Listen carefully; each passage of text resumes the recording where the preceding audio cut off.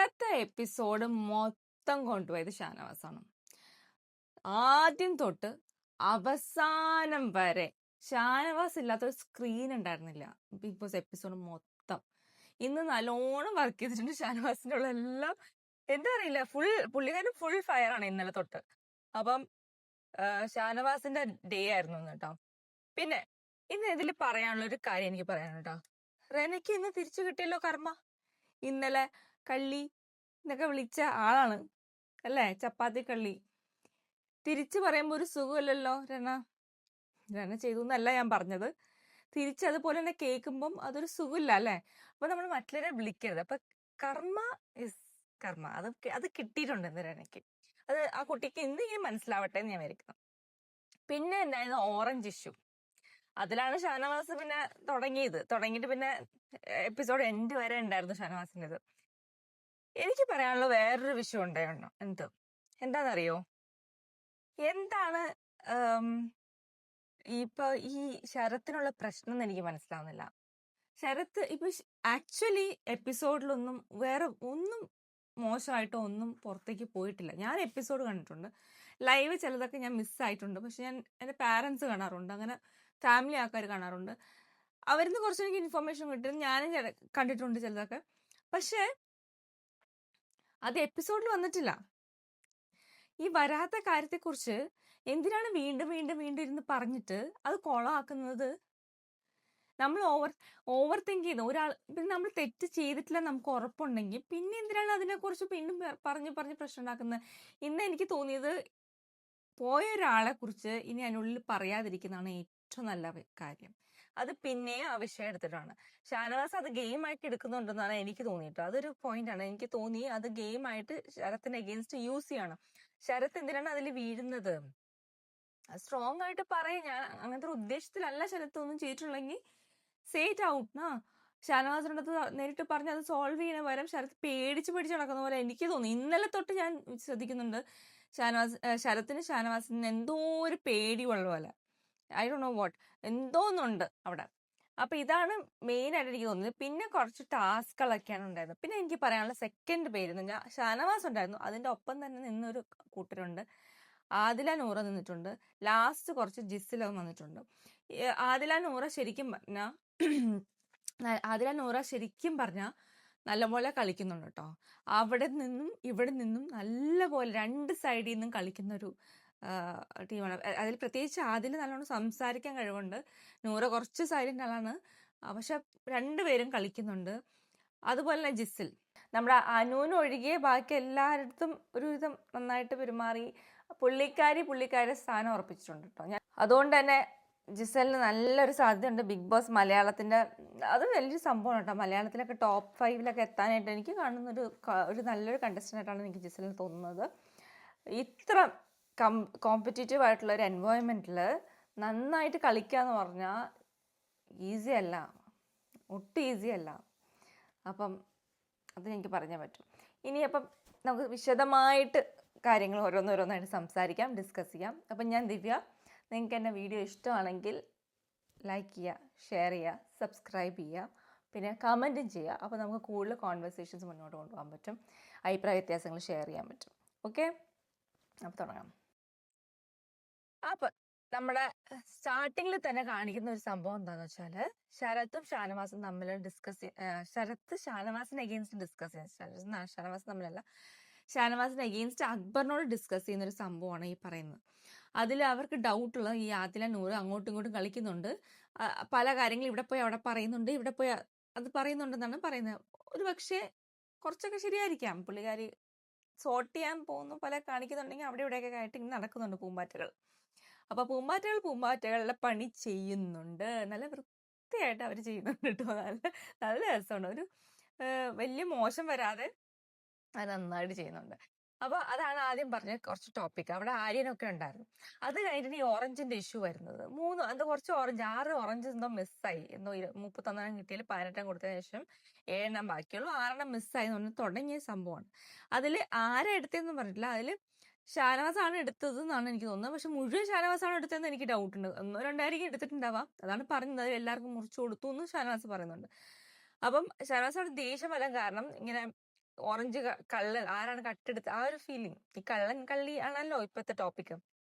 അപ്പൊ ഉടനെ തന്നെ ഷാനവാസ് പറഞ്ഞു ആരാണ് ചീസ് എടുക്ക അതെടുക്ക. അപ്പം അതെടുക്കുന്ന ഗ്രൂപ്പ് വേറെ ആരൊന്നും അല്ല, നമ്മുടെ ആര്യനും രനയൊക്കെയാണ് എടുക്കുന്നത്. അപ്പൊ അവർക്കത് കൊണ്ടു. ആർക്ക്? അക്ബർ ടീമിനും അവർക്കത് കൊള്ളൂല്ലേ? അവരുടെ ടീമിൽ ഒരാളെ പറഞ്ഞു കഴിഞ്ഞാൽ അവര് സമ്മതിച്ചു കൊടുക്കുവോ?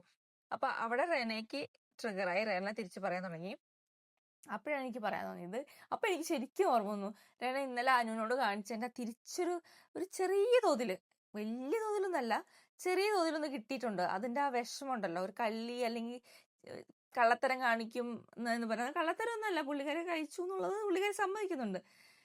കള്ളത്തരം കാണിച്ചു എന്നുള്ളത് അങ്ങനെ കിട്ടുമ്പോ ഉണ്ടല്ലോ ഒരു സുഖം ഉണ്ടാവില്ല. അത് നമ്മൾ ചെയ്താലും ചെയ്തില്ല അങ്ങനെയൊന്നും ഒരാളെ വിളിക്കാൻ പാടില്ല, അത്രയേ ഉള്ളൂ, സിമ്പിൾ. അപ്പം അതവിടെ തിരിച്ചു കിട്ടിയിട്ടുണ്ട്. ആര്യൻ എന്തിനാണ് ഈ പാർഷ്യാലിറ്റി കാണിക്കുന്നത്? ആര്യൻ ഒരു ക്യാപ്റ്റനാണ്, ഫുൾ ഹൗസിന്റെ ക്യാപ്റ്റൻ. ഇടക്കിടക്ക് ആര്യനെ ഓർമ്മിപ്പിക്കണം എന്ന് തോന്നുന്നു. മറന്നു പോകുന്നുണ്ട് ആര്യൻ ആ ഗ്രൂപ്പിന്റെ മാത്രം ക്യാപ്റ്റനായി പോകുന്നു. അവിടെ ന്യായമോ ഒരാൾ എടുത്തിട്ടുണ്ടെങ്കിൽ അതങ്ങ് സോൾവ് ചെയ്യാണ് ചെയ്യുന്നത്. ഒരു ക്യാപ്റ്റനാണെങ്കിൽ എന്ത് ചെയ്യണം? അവിടെ ന്യൂട്രൽ ആയിട്ട് ചിന്തിക്കുവാണെങ്കിൽ എന്താണ്, ഓക്കെ അയാൾ എടുത്തു, അയാൾ സമ്മതിച്ചു, ഓക്കെ അയാൾ ഇത്രേ എടുത്തുള്ളൂ, ബാക്കി ആരൊക്കെ എടുത്തിട്ടുണ്ട്, അപ്പൊ അയാളെ മാത്രം കുറ്റം പറയണ്ട. അയാൾ അറ്റ്ലീസ്റ്റ് ഓപ്പൺ ആയിട്ട് വന്നു എന്നെങ്കിലും പറഞ്ഞ് അത് സോൾവ് ചെയ്യാൻ നോക്കണ പകരം അവിടെ പിന്നെയും തല്ലുപിടിക്കാൻ നോക്കുന്നു. ആര്യൻ വളരെയധികം ഫെയിലിയർ ആണ് കേട്ടോ ക്യാപ്റ്റൻ എന്നുള്ള നിലയ്ക്ക്. പലപ്പോഴും എനിക്ക് തോന്നാറുണ്ട് പ്രോബ്ലം സോൾവ് ചെയ്യാൻ ആര്യനെ കൊണ്ട് പറ്റിയിട്ടില്ല. ഈ ആഴ്ച 2-3 പ്രോബ്ലംസ് ഇപ്പൊ തന്നെ ഉണ്ടായല്ലോ, ഒന്നും സോൾവ് ചെയ്യാൻ പറ്റിയിട്ടില്ല. എല്ലാത്തിലും എന്തെങ്കിലുമൊക്കെ എക്സ്ട്രാ പൊടിയിട്ടെന്നല്ലാതെ ഒന്നും സോൾവ് ചെയ്യാൻ പുള്ളിക്കാരനെ പറ്റിയിട്ടില്ല. അപ്പൊ ആര്യന്റെ കാര്യം അതാണ്. ഇനി അക്ബറിന്റെ ഭാഷയെ കുറിച്ച് ഷാനവാസ് പറയുന്നുണ്ട്. ശരിയാണ്, ഞാൻ ഇന്നലത്തെ വീഡിയോയിൽ പറഞ്ഞിട്ടുണ്ട് അക്ബറിന്റെ ഭാഷ. എനിക്ക് ഇഷ്ടമല്ല അക്ബറിന്റെ ഭാഷ. പലപ്പോഴും ശാരികയുടെ ഒക്കെ സ്വന്തം പ്രൊഫഷനെ കുറിച്ച്, അല്ല ശാരികയുടെ പ്രൊഫഷനെ ഇൻസൾട്ട് ചെയ്യുന്ന തരത്തിലൊക്കെ സംസാരിച്ചിട്ടുണ്ടായിരുന്നു. അതൊന്നും പാടില്ല. അത് പറഞ്ഞ ശേഷമാണ് ഈ നവീന്റെ പ്രശ്നങ്ങളൊക്കെ പുറത്തു വന്നത്. വേറെ സംഭവങ്ങളാണ്. അപ്പൊ അത് അത് അത് ഷാനവാസ് ഇന്ന് എടുത്തു പറയുന്നുണ്ട് നമ്മുടെ അക്ബറിന്റെ സംസാര ഭാഷ. അത് ശരിയാണ്. ഇനി ശരത്തും രേണുവായിട്ടിരിക്കുന്ന അടുത്ത സീനാണ് എനിക്ക് മനസ്സിലാവാത്തത്. എന്തിനാണ് ഈ പോയ ആളെ കുറിച്ച് പിന്നെയും പിന്നെയും നമ്മളിങ്ങനെ പറഞ്ഞുകൊണ്ടിരിക്കുന്നത്? നമ്മൾ ഒരു തെറ്റും ചെയ്തിട്ടില്ലെങ്കിൽ അതങ്ങ് വിട്ട് കളയാ.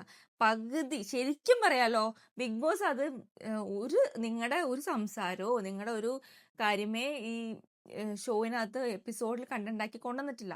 നിങ്ങൾ പറഞ്ഞ ശേഷമാണ് അനുമോൾ തുടങ്ങി, പിന്നെ നിങ്ങളത് എടുത്തേറ്റു പറഞ്ഞ ശേഷമാണ് മാത്രമാണ് അത് കണ്ടന്റ് ആയിട്ട് വന്നത്.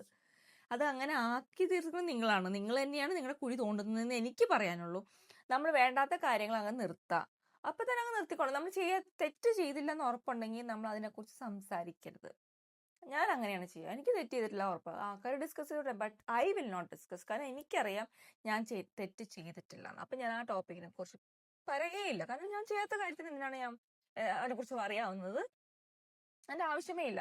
പക്ഷെ ശരത് അവിടെ എപ്പോഴും അറിയായിട്ട് കുറെ പ്രശ്നങ്ങളൊക്കെ ഉണ്ടാക്കുന്നുണ്ട്. അപ്പൊ അത് ഇന്നത്തോടെ നിർത്താൻ രേണുസുതിയാണ് പറഞ്ഞത്. അറ്റ്ലീസ്റ്റ് പുള്ളിക്കാരി പറഞ്ഞൊരു പോയിന്റ് ആണ്, ഇനി നിർത്താം ആ ടോപ്പിക് എന്നുള്ളത് വലിയൊരു കാര്യമാണ്.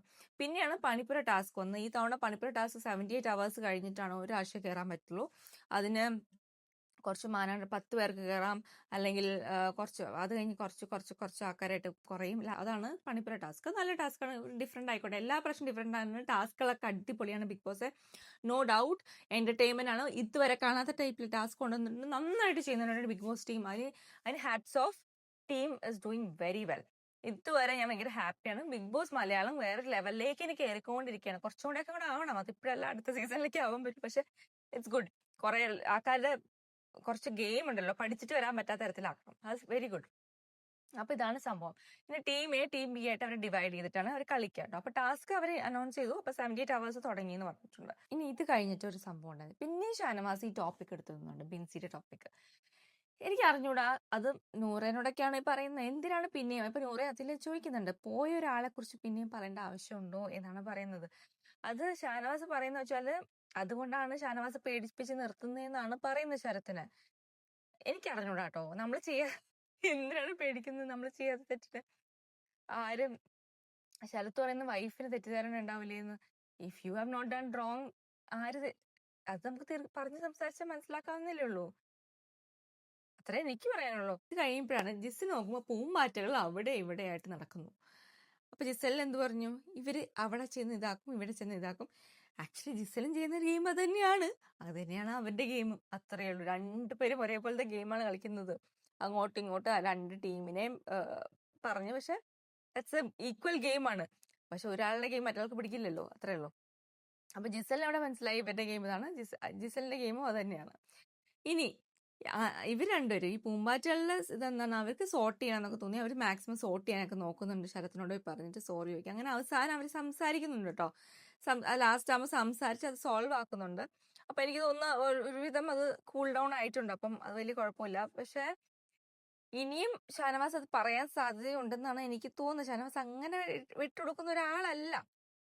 ഇന്നത്തെ എപ്പിസോഡ് കണ്ടപ്പോൾ എനിക്ക് മനസ്സിലായി പുള്ളിക്കാരൻ നന്നായിട്ട് ഫീൽ ചെയ്തു. 2 ആഴ്ച ഒറ്റയ്ക്കായി പോയി എന്നൊരു ഫീലിംഗ് പുള്ളിക്കാരനുണ്ട്. അതുകൊണ്ടാണ് പുള്ളിക്കാരൻ ഈ കാണിക്കുന്നതെന്നാണ് എൻ്റെ ഒരു തോന്നൽ കേട്ടോ. അതാണ് ഞാൻ പറഞ്ഞത്. അപ്പൊ ഷാനവാസ് ആദ്യമൊക്കെ സമ്മതിച്ചില്ലെങ്കിലും പിന്നെ ഇപ്പൊ സോൾവ് ആയിട്ടുണ്ടെന്നാണ് എനിക്ക് തോന്നുന്നത്.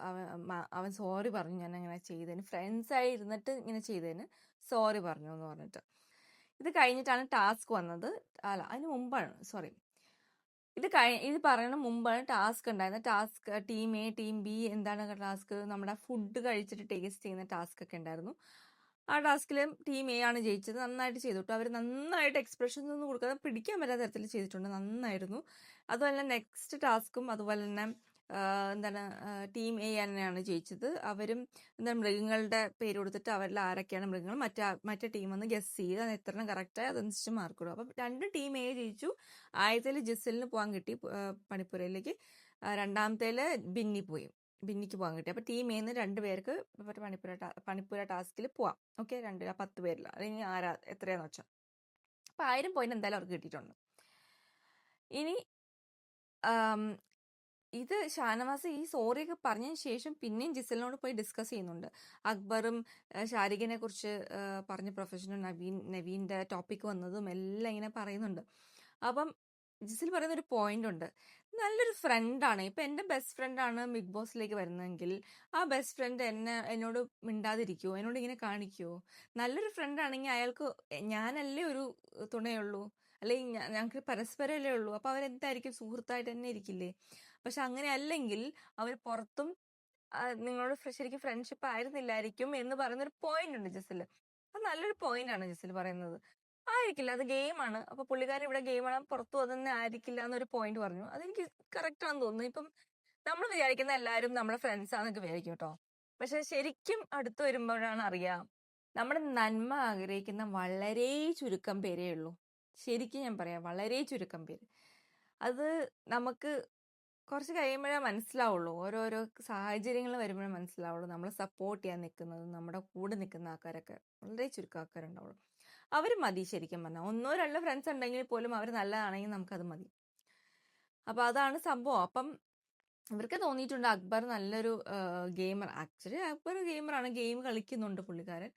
പക്ഷെ ചില കാര്യങ്ങൾ പുള്ളിക്കാരൻ ഈ ഭാഷ അങ്ങനത്തെ കാര്യങ്ങളൊക്കെ മാറി ഇതായി പോകുന്നുണ്ട്. ഇപ്പം ശരീരനെ കുറിച്ചൊക്കെ അങ്ങനെ പറയേണ്ടതൊന്നും കാര്യമില്ല, അതൊക്കെ അനാവശ്യ സ്റ്റോക്കാണ്. അപ്പൊ അങ്ങനെ പിന്നെ നെവീനെ കുറിച്ച് പലപ്പോഴും പലയിടത്തും പുള്ളിക്കാരൻ ഇങ്ങനെ പറയുന്ന പല കമന്റും പുള്ളിക്കാരൻ ബാക്ക് ഫയർ ചെയ്യും. അതാണ് പ്രശ്നം. അപ്പൊ അത്രയേ ഉള്ളൂ അക്ബറിന്റെ പ്രോബ്ലം. ഇനിയിപ്പം ശരത്തും അക്ബറായിട്ടുള്ള ഗെയിം ഇങ്ങനെ പോകും, എത്ര നാളിങ്ങനെ പോകും എന്നുള്ളത് ഒരു പിടുത്തമില്ല കേട്ടോ. എപ്പോ വേണമെങ്കിലും ശരത്ത് മാറി ചിന്തിച്ചേക്കാം എന്ന് എനിക്ക് തോന്നുന്നുണ്ട്. ഇതെല്ലാം കഴിഞ്ഞു. ഇന്ന് അനുമോളുടെ വലിയ കണ്ടന്റ് ഒന്നും ഉണ്ടായില്ല. ലാസ്റ്റ് ഡയലോഗ് ഒന്ന് പറയുന്നുണ്ട്, നാളെ ജിസലിലൂടെ തല്ലുപിടിക്കണം എന്ന് പറഞ്ഞിട്ട് എന്തോന്ന് എക്സിന്ന് വിളിച്ചിട്ട്. അത്രയേ ഉള്ളൂ. അപ്പം ഇന്ന് എനിക്ക് പറയാനുള്ള, ഷാനവാസ് ഫുൾ എപ്പിസോഡ് നോക്കി. ബിഗ് ബോസ് ടീമിന്റെ ടാസ്കുകളൊക്കെ നല്ലതാണ്, അടിപൊളിയായിട്ട് പോകുന്നുണ്ട്. ഇനി അടുത്ത എപ്പിസോഡിലേക്ക് റിവ്യൂ ആയിട്ട് ഞാൻ വരാം. ഓക്കെ, അപ്പോഴേക്ക് എന്തൊക്കെ ഉണ്ടാവുമോ ആവോ. ഞാൻ വേറൊന്നും പറഞ്ഞു പോയിട്ടില്ലെന്ന് വിചാരിക്കുന്നു. ഓൾമോസ്റ്റ് കവർ ചെയ്തെല്ലാം. അപ്പൊ ശരി എന്നാ, ഗുഡ് നൈറ്റ്, ബൈ.